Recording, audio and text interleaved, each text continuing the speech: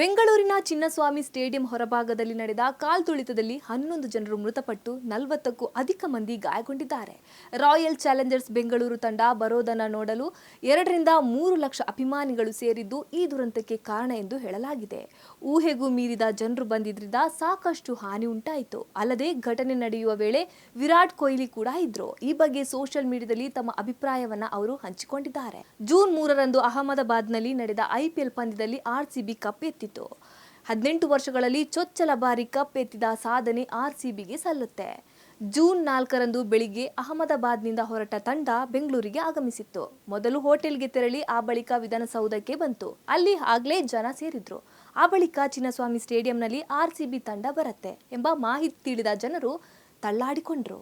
Stadium ಒಳಗೆ ಹೋಗುವ ಭರದಲ್ಲಿ ಕಾಲ್ತುಳಿತ ಉಂಟಾಯಿತು. ಈ ಘಟನೆ ಬೆನ್ನಲ್ಲೇ ಆರ್ಸಿಬಿ ಸಂತಾಪ ಸೂಚಿಸಿ ಪೋಸ್ಟ್ ಒಂದನ್ನು ಹಾಕಿದೆ. ಇದೇ ಪೋಸ್ಟ್ನ ಕೊಹ್ಲಿ ರೀಶೇರ್ ಮಾಡಿಕೊಂಡಿದ್ದಾರೆ ಹೊರತು ಬೇರೆ ಯಾವುದೇ ಪ್ರತ್ಯೇಕ ಪೋಸ್ಟ್ ಹಾಕಿಲ್ಲ.